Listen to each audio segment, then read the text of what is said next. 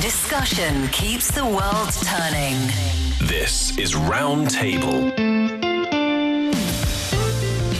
You're listening to Roundtable. I'm Steve Hatherley today with Fei Fei and Yushun. Coming up, 3 stories with no apparent motive, but somewhere in the details there's a connection waiting to be found. The full circle is coming up.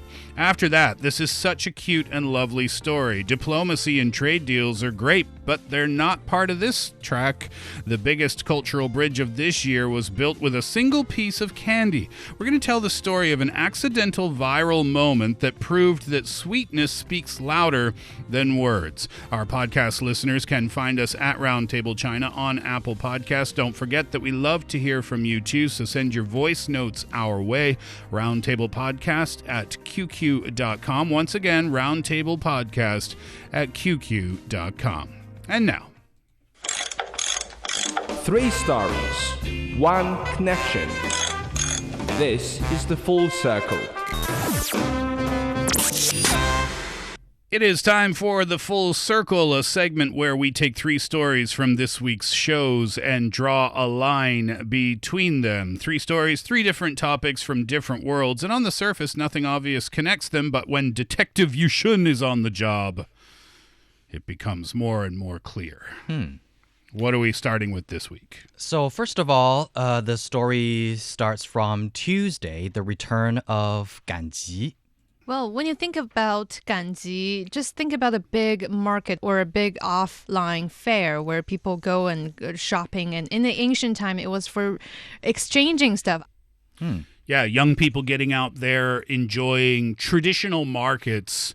Maybe the most surprising thing is that they don't seem to go together, young people in traditional markets, but not the case anymore. Yeah, now the fairs and markets has reemerged as a trendy lifestyle among young people because they can experience the most authentic ways and bargaining and everything to buy vegetables, and also the atmosphere experience and that kind of real life connection.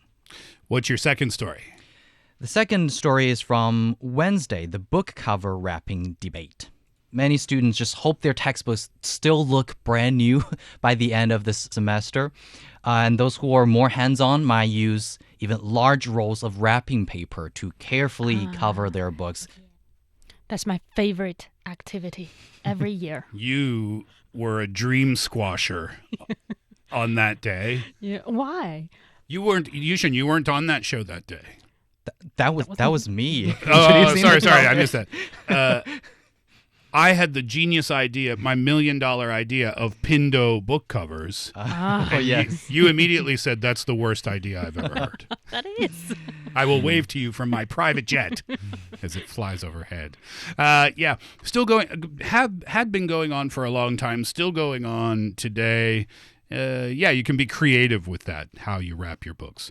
All right, what's your last one that you've chosen? The third one is from Thursday, cities versus pollen season. Many people, hands up if you have this kind of symptoms like sneezing, runny noses, dry and itchy eyes, and that's all caused by pollen. Which is exactly the opposite of what we were focusing on today with our story, a difficult time of year for a lot of people. All right, so we've got pollen, allergies, we've got book covers and wrapping dilemmas and debates, and we've got traditional markets. As I said before, Yushun's on the job. Let's find out what the full circle is today. So all 3 stories reveal what happens when something designed for a simple purpose evolves beyond it and how we struggle to bring it back to balance. First of all, Ganji was never meant to be romantic, right? It was practical, even mundane, a place to buy what you needed and move on. But somewhere along the way, as life became more digital, more efficient, more curated, that simplicity started to feel a little bit missing. The gap appeared between convenience and connection, between efficiency and experience. So young people went looking for it, not in apps, not in malls, but in the noisy and messy, unpredictable markets. They were missing that noisy unpredictability in the applications. Exactly. And what was once seen as backward is now exactly what feels real. And then on book cover wrapping, wrapping book covers started with a clear purpose, protect something valuable. That's simple, logical, even meaningful. But over time, the purpose got buried under layers of expectation. And that kind of perfect, uniform appearance that the books could be. The gap here is subtle but very, very powerful. Between function and form, what was supposed to teach care and responsibility now teaches compliance and maybe performance. So if you don't have the perfect book cover, you're going to be judged for it. Sometimes, yeah. And then on pollen, cities planted trees to solve a problem before: pollution, barren landscapes, and lack of green space. And it worked, of course. Cities became greener, cleaner, environments more livable. But then came the unintended consequence. The same trees that made cities healthier also made people sick and itchy. The runny nose. Sounds like you're that guy. I am. The gap here is between intention and impact, between what we build and how it actually feels to live in it. So these 3 stories are about imbalances then? Mm-hmm. 3 imbalances, 3 attempts to recalibrate. Ganji drifted from necessity to nostalgia and now becomes a way to reconnect with something real. And book covers shifted from protection to uniformity, performance, and are now being questioned back toward simplicity. And urban greening solved one problem but created another, and cities are learning to adjust. So in each case, something started simple and then evolved and lost its balance. And in each case, people also noticed. Not very loudly, not all at once, but enough to start nudging things back. Yeah, that's a good connection. I didn't see that one. Yeah, it is. So the full circle then isn't about just going backward. It's about remembering the original purpose and also at the same time deciding what's worth keeping, what's worth changing, and what's worth letting go. Yeah, because in all of those cases, the original design plan was being followed and was successful, but then eventually people, and you said that very well, it took time, but people started to notice, this isn't exactly working for us anymore, and now we're looking for something different from that. Yeah, and it's very inspiring. I never see this kind of thread really coming from those 3 stories, actually. Yeah, because the trees, right? When the trees were planted, they weren't planted with the evil idea of, ha, ha, ha, people with allergies will be suffering in 40 or 50 years. Yeah, and also when we start to asking students to wrap their books, textbooks in particular, it's not about teaching them to abide to certain rules. It's more about responsibility, and taking care of your things. Yeah, taking care of your things, and also just simply protecting the book cover so that it can be used again. But when you end up being judged for it in the end, well, then obviously that's not the original intent. And also, Ganji, of course, we now are getting used to that high-efficient online shopping things. You can do that. Maybe you receive your commodity within 30 minutes. But the thing is that people also maybe want that kind of authentic and human touch. I think the best thing about the traditional markets is that it doesn't need to be hyper fast. We now have everything at our fingertips. I think I told Yushun in the office, maybe I even mentioned it on the show one day. I needed a couple of humidifiers for my home in the winter when I noticed the air in the house was a little bit dry. So from the moment I had that thought to the moment they were at my door was 27 minutes. That's how fast we can get what we want. Scrolling through social media and things like that is just so fast. These traditional markets, you go there and you take your time. You just kind of meander around. That's one of my favorite words, meander. Just kind of slowly walk here and there and whatever. You see something cool, you get a little hungry, you stop and eat something. So I think it's almost like the anti-modern culture. Yeah. In a sense. And I think it is not necessarily that when we're mentioning the intention of all of these things, it's not bad. And actually, they're all for our own good. But the thing is that maybe that is just the way that society goes. When the things be there for a long time, and then it will evolve to a degree that maybe we also need change again. It reminds me of art, too, at least the market aspect of this story. Because art, what's old becomes new again. What's old in fashion goes out of fashion and then comes back because it becomes retro. Yeah. Well, old markets were just old markets, and then they became not cool because that's where the grandmas and grandpas are. But now they became cool again because they are retro. So it's just kind of a cycle, I suppose. Some level, yeah. All right. Any final thoughts you'd like to share today, Yushun? Yes. So maybe the problem isn't that things change. That's inevitable, as we mentioned it. The problem is that we rarely stop to ask how much change is too much. We optimize everything. Shopping becomes faster, textbook covers become more standardized, cities become greener. On paper, it all makes sense, of course. Each paper is logical. Each decision solves a problem. But life isn't lived on paper. Because somewhere along the way, efficiency starts replacing experience. Standards start replacing meaning, and solutions start creating new problems. And then we don't notice it immediately, only when something feels off. When a market feels more like a photo shoot than a place to buy food, when a simple school task feels like a performance review, and then when stepping outside in spring feels like a hard choice to make. And that's the paradox. We get better at building systems, but worse at noticing when those systems no longer serve us. So maybe the real skill isn't innovation, maybe it's calibration. Knowing when to move forward and when to pause, when to add and when to take away, when to improve and when to simply leave things as they are. I don't think there is a perfect answer for that, probably never will be, but maybe the goal isn't about perfection, it's about balance. The yin And yang. and yang.